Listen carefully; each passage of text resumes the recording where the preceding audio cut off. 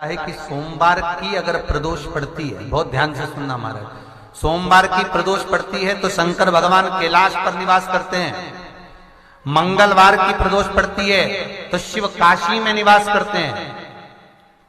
बुधवार की प्रदोष पड़ती है तो शिव रजत भवन में निवास करते हैं।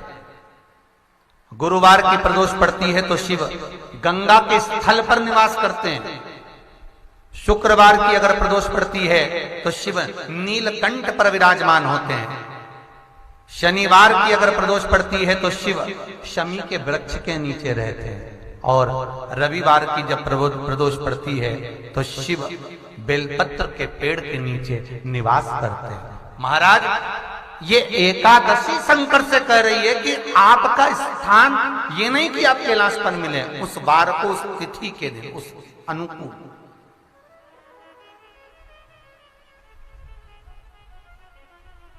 हमारे यहां कहते हैं सोमवार की जो प्रदोष पड़ती है वो इच्छा पूर्ति करती है। मंगलवार की प्रदोष रोग से मुक्ति देती है। बुधवार की प्रदोष कामना की पूर्ति करती है। गुरुवार की प्रदोष शत्रुओं का नाश करती है। शुक्रवार की प्रदोष सुख और शांति देती है। शनिवार की प्रदोष संतान का सुख देती है। और रविवार की प्रदोष जो काम दुनिया में कोई नहीं कर सकता वो अचूक फल की प्राप्ति रविवार की प्रदोष करा देती है। महाराज, ऐसी प्रदोषों का नियम वर्णन किया चाहिए। भगवान कहते ठीक है, तू थोड़ी देर खड़ी हो। एकादशी सम्मुख खड़ी हुई। पार्वती जी ने जिस अंगुष्ठ का जल पीने के लिए लिया था हाथ में, बस पीने ही वाली थी, शंकर भगवान ने वही हाथ में जल लेकर एकादशी के हाथ में उसको देकर कहा, ले, ये मेरे द्वारा निर्मित एक व्रत है जिसे त्रयोदशी के दिन तूने मांगा है, मैं तुझे देता हूं। आज इस व्रत का फल मैं तुझे प्रदान करता हूं। अब तू जिस जीवात्मा को लेकर जाएगी उसका पाप प्रबल नहीं होगा। किसी स्त्री, पुरुष, बालक, बुजुर्ग जो भी होगा जिसने प्रदोष का व्रत करा होगा वो जीवात्मा को तू किसी फल की कामना से नहीं स्वतः ही लेकर चली जाए। उसमें कोई कामना नहीं है। बन सके जीवन में 11 प्रदोष या 26 प्रदोष करने के बाद आप उसका उद्यापन कर विराम भी दे सकते। पर जीवन में एक बार प्रदोष का व्रत मौका मिले, जिस कामना से जिस दिन का भाव आपके मन में आए कि मुझे रोग से मुक्ति पाना है तो ये प्रदोष मुझे करना है, मैं रोग मुक्ति के लिए, हम जो भी आपके मन में आ रहा है, संतान प्राप्ति के लिए शनिचरी प्रदोष, आप उसका स्मरण करें। फिर लिखा शिव महापुराण में, बड़ा सुंदर लिखा वेदव्यास जी ने, मान लो आप प्रदोष का व्रत नहीं कर सकते, आप अगर व्रत नहीं कर सकते तो प्रदोष के दिन, प्रदोष काल में शाम का समय सूर्यास्त का कुछ पल, कुछ घड़ी के पहले से लेकर बाद तक का प्रदोष काल के अंतर्गत आप शंकर जी के मंदिर में जाकर 1 लोटा पानी, 5 बेलपत्र भी अगर समर्पित करते हैं तो संपूर्ण प्रदोष का फल आपके भाग्य में प्रबल हो जाए। शिव महापुराण में इसका आज ये नियम है, थोड़ा ध्यान दीजिएगा। मान लो मेरे बेटा बेटी कहीं अप्लाई कर रहे हैं नौकरी के लिए या अन्य चीज के लिए, तो वो अगर बेलपत्री के मध्य पत्ती और ये 2 पत्ती है, पत्ती के बीच की जो जगह होती है वहां यदि पीला चंदन और 1 चावल का दाना लेकर हरीश्वर महादेव का नाम लेकर शंकर के शिवलिंग पर प्रदोष के दिन अगर चढ़ा देते हैं तो वो बेटा बेटी जिस एग्जाम को दे रहा होता है अच्छी मेहनत के साथ, लगन के साथ, तो निश्चित है वो उसमें सफलता पाता जरूर है। हरीश्वर महादेव, एक बार बोलो, कौन से महादेव? हरीश्वर महादेव, जिसका स्वयं पार्थिव शिवलिंग भगवान शंकर भगवान के शिवलिंग का स्मरण, भगवान शंकर के शिवलिंग का निर्माण स्वयं भगवान विष्णु कर भगवान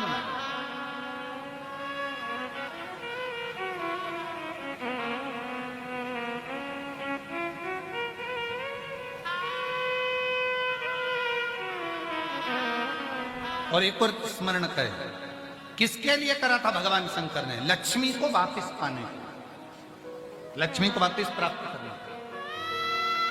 लक्ष्मी जी को पाने के। तो मेरा निवेदन है प्रयागवासियों से और जितने शुभक्त कथा को श्रवण कर रहे हैं उनसे, कभी अगर आपको ऐसा लगता है कि हमारे बहुत दुख का समय चल रहा है और बहुत दिक्कत आ रही है, बहुत कष्ट की जिंदगी जी रहे हैं, तो मेरा निवेदन है 5 बेलपत्र समझेंगे।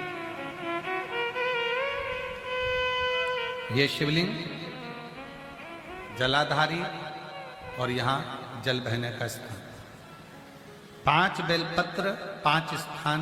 पहला अशोक सुंदरी, दूसरा मां पार्वती जी का हस्त कमल, तीसरा भगवान शंकर का शिवलिंग, चौथा बेलपत्र जहां नंदी बैठा है उसका जो चरण उठा हुआ है वो स्थान, और 5वां बेलपत्र।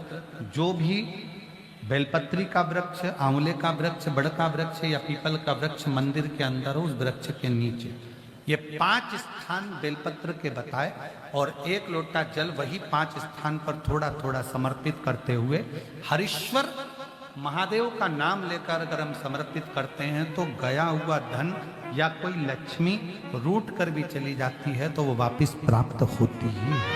हरीश्वर महादेव, भगवान हरीश्वर महादेव का स्मरण हमारे लिए लाभदायक है। हरीश्वर महादेव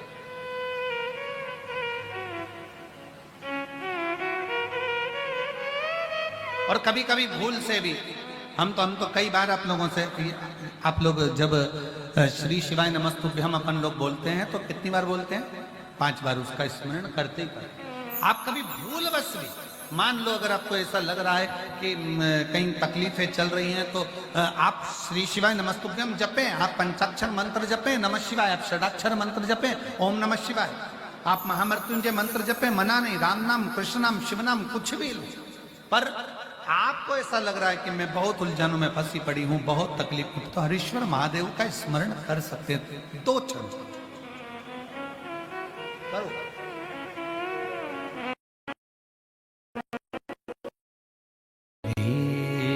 शिवाय नमस्तु श्री शिवाय नमस्तु। जिस प्रदोष व्रत का हम वर्णन करते हैं, जिस प्रदोष के दिन का आपको बधाई कल हमने दी थी कि प्रदोष की आपको बधाई हो, प्रदोष शाम का जो समय होता है, प्रदोष काल जो होता है, उसका वर्णन जब हम करते हैं, ये प्रदोष की पूजन का विधान किसने बनाया, ये प्रदोष की पूजन का नियम किसने बनाया, ये प्रदोष की संध्या काल का, प्रदोष के समय का पूजन का विधान कौन बनाया, ये प्रदोष के समय पर 1 बेलपत्र चढ़ाने का विधान किसने बनाया, प्रदोष के समय पर 1 समीपत्र चढ़ने का विधान किसने बनाया, प्रदोष के समय पर अगर मान लो कोई भिखारी से भिखारी व्यक्ति भी है जो ठेला चला रहा है, उसके पास में खाने के लिए कुछ नहीं है, फटे कपड़े पहन रहा है, उसकी जिंदगी में कुछ भी नहीं बचा और कर्जे में लदालूम हो गया, 1 चावल का दाना अगर वो प्रदोष के दिन, प्रदोष काल में शाम के समय पर शंकर के शिवलिंग पर चढ़ा देता है तो 3 या 4 प्रदोष में उसका कर्जा चूकना प्रारंभ हो जाता है। प्रदोष का विधान इतना, ये प्रदोष का वर्णन करा किसने, इतना प्रदोष की महत्वता बताई किसने, कौन करे इतना वर्णन? अगर प्रदोष की महत्वता बताने वाला कोई है, इसीलिए मेरे शंकर भगवान माता सती को लेकर कुंभज ऋषि के यहाँ, अगस्त ऋषि के यहाँ कथा सुनने के लिए गए थे, क्योंकि उनके बराबर कोई शंकर के महत्व को बता नहीं सकता और प्रदोष के महत्व को नहीं बता सकता। सती मैया को प्रदोष का महत्व बताने के लिए शंकर सती जी को लेकर कुंभज बाबा के यहाँ गए थे, अगस्त ऋषि, कि प्रदोष के महत्व को तो जानो सती, तुम प्रदोष के महत्व को तो सती जानो, तुम प्रदोष के महत्व को तो सती पहचानो कि प्रदोष का महत्व क्या होता है, प्रदोष काल का महत्व क्या होता है, प्रदोष के समय का महत्व क्या होता है। जिस समय पर सूरज डूब रहा हो, चंद्र प्रकाशित हो रहा हो, दोनों का मेल हो रहा हो, ना तो पूरा सूरज डूबा है न पूरा चंद्र आया है, ना पूरा अंधेरा है ना पूरा उजाला है, उस समय को प्रदोष काल कहा गया, उस समय को प्रदोष का समय कहा, प्रदोष काल कहा। अब कई लोग हमसे कहते हैं गुरुजी आप हमको प्रदोष का समय बताया करो कि प्रदोष काल किसको कहते हैं, प्रदोष का समय किसको कहते हैं। अब एक बात हम आप सबसे कहना चाहते हैं, जितने लोग आस्था चैनल पर सुन रहे हैं, जितने फेसबुक यूट्यूब पर सुन रहे हैं और जितने रेवाड़ी की इस पवित्र धरा पर कथा को सुन रहे हैं, आप सबसे एक बात कहना चाहेंगे, अगर हम समय देखकर बताएं आपको कि शाम को 6 बजे, 6:30 बजे, 6:30 पे लेकर 7:30 के बीच में ये समय है, या 5:30 से लेकर 6:30 तक का ये समय है, या हम तुमको बोल दें कि इतनी बजे ये समय प्रदोष काल का रहेगा या इतनी बजे ये समय रहेगा, तो देखिए कभी कभी ठंड का समय आता है तो दिन जल्दी ढल जाता है, कभी कभी गर्मी का समय रहता है तो दिन बहुत लेट ढलता है। इसलिए समय की गणना से मत चलो, आप तो ये अंदाजा लगाकर रखो कि दिन ढल रहा हो, अंधेरा होना शुरू हो रहा, सूरज डूब रहा हो, चंद्र प्रकाशित हो रहा हो, अंधेरा अपना काम कर रहा है, सूरज ढलता जा रहा है, दिन कम होते चले जा रहा है और अंधेरा थोड़ा बढ़ते चले जा रहा है। इन दोनों का जो मिलन का समय हो, अब वो कितनी भी बजे, आप तो बस उसके मिलन का समय निकाल लो, वही समय प्रदोष काल कहलाता है, वही समय प्रदोष।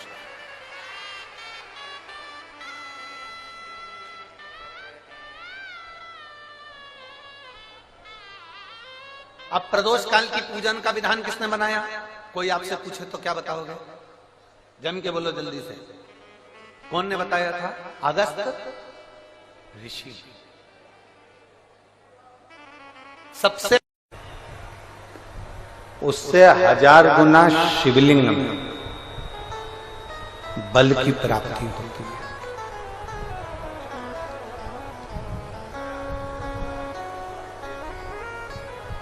प्रदोष के दिन यदि आपको कहीं से शमी पत्र मिल जाए, प्रदोष के दिन यदि कहीं से आपको शमी पत्र मिल जाए और प्रदोष काल में, प्रदोष का जो समय होता है, शाम का जो समय होता है प्रदोष काल, 4 प्रदोष 5 प्रदोष आप कर देखिएगा कि आपका कोई काम है, कोई नौकरी के लिए आप अप्लाई कर रहे हैं, कोई समस्या बड़ी विकट आ गई है, कोई तकलीफ, बड़ा गला पकड़ रहा है बेटा, कोई तकलीफ विकट आ गई है, कोई समस्या विकट आ गई है, प्रदोष के प्रदोष काल में अगर एक शमी पत्र भी आप घर के शिवलिंग को, अब ये करने के लिए आपको मंदिर पे शिवलिंग नहीं जाना, अपने घर में जो शिवलिंग, चाहे वो स्फटिक का हो, पारद का हो, कंकर शंकर का हो, लकड़ी का हो, जो शिवलिंग तुम्हारे घर में, कांच का हो, चाहे वो नर्मदा के कंकर का हो, नर्मदेश्वर हो, पाषाण का हो, जो शिवलिंग चांदी का हो, सोने का हो, तांबे का हो, पीतल का हो, जो शिवलिंग तुम्हारे,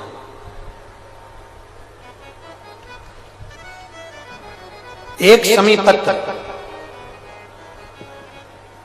यदि आप भगवान शंकर के शिवलिंग पर समर्पित कर रहे हो और उस शमी पत्र को उठाकर रात्रि को 9:15 की जो एक मुहूर्त होता है, एक समय होता है, जिस समय पर हम अपने मन की बात भगवान शंकर को कहते हैं, पूर्व में भी इसका वर्णन हम कर चुके हैं कथाओं में। उस 9:15 पर वो शमी पत्र को उठाकर एक कागज में, एक कटोरी में उसको रखते थे। 4 या 5 प्रदोष के उस शमी पत्र को अपने पास में रखिए और जिस कार्य के लिए जा रहे हो उसको जेब में ऊपर के भाग में उसको रखकर लेकर जाइए, आपका वो कार्य सफल होकर ही रहेगा, वो रुक नहीं सकता। तो शमी पत्र में इतना बल होता है, प्रदोष का जो शमी पत्र होता है वो बड़ा बलवान होता है, बड़ा बल। एक पत्र है,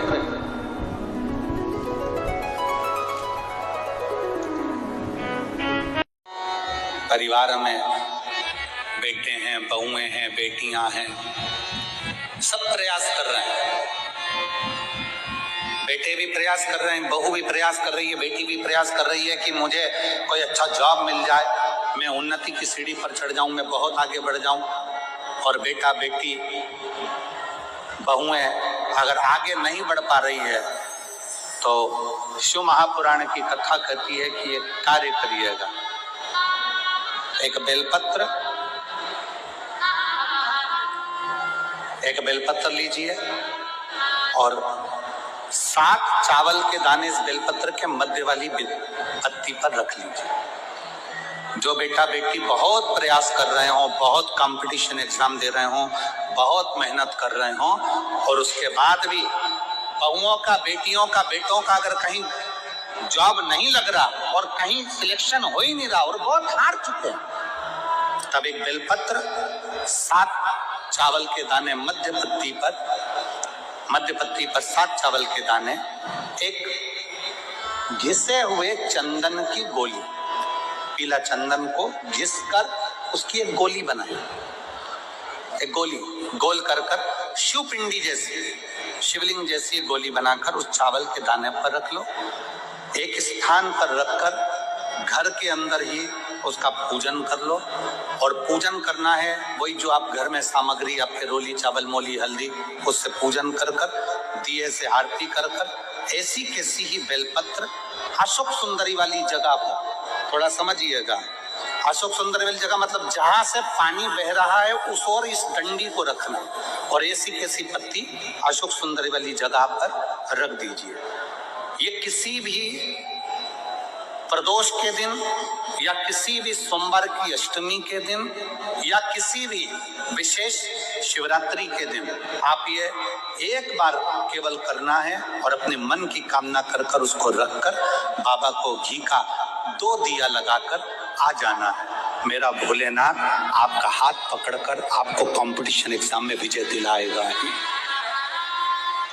पर मेहनत करना नहीं छोड़ना, परिश्रम करना नहीं छोड़ना, संघर्ष करना मत छोड़ना। अपनी मेहनत को 4 गुना करना है, अपने परिश्रम को 4 गुना करना है, अपने कर्म की लगन को बढ़ाना है। जितने घंटे पढ़ाई करते थे उससे 2 घंटा और बढ़ाओ, जितनी मेहनत करते थे उससे 4 घंटा की मेहनत और बढ़ाओ। और साथ में 7 अक्षत, एक चंदन, पीले चंदन की एक शिवलिंग जैसी आकृति, छोटा सा शिवलिंग जैसा भाग रखकर घर में उसका पूजन कर घी का दिया से आरती लगाकर बाबा की आराधना कर दिल से कामना कर बाबा से वो ले जाकर ऐसे कैसा ही पत्ता अशोक सुंदरी वाली जगह, अशोक कुंज सुंदरी की जगह जानते हो, ये जो जगह है, ये जो जगह दिख रही है, मेरा निवेदन है चैनल वालों से थोड़ा इसको दिखाने का प्रयास करें। ये जो जगह है, ये शिवलिंग है, इधर शिवलिंग है और शिवलिंग के साइड में जो जगह होती है जहां से पानी बहता है उसको अशोक सुंदरी की जगह कहते हैं। तो इस स्थान पर इस बेलपत्र की डंडी पानी बहते समय, बेलपत्र की डंडी है वो पानी बहने के स्थान पर हो, उसको रख दीजिए। 2 घी के दिए लगाकर, और घी के दिए का स्मरण करें, दोनों दिए गोल बत्ती के नहीं होंगे, दोनों दिए लंबी बत्ती के नहीं होंगे। जो 2 दिए आप लगाएंगे, एक गोल बत्ती का होगा, एक लंबी बत्ती का होगा। गोल बत्ती क्या बोलते हैं यहाँ पर? फूल बत्ती, यहाँ फूल बत्ती बोलते, तो गोल बत्ती मतलब फूल बत्ती, और लंबी बत्ती, लंबी वाली बत्ती। 2 दिए लगाना है, एक जगत जननी का, एक बाबा विश्वनाथ का। दोनों दिए आप रखकर बाबा को प्रार्थना कर दिल से आइए, मेरा शंकर आपकी कामना पूर्ण करेगा और पत्र व्यासपीठ पर जरूर आए, अवश्य।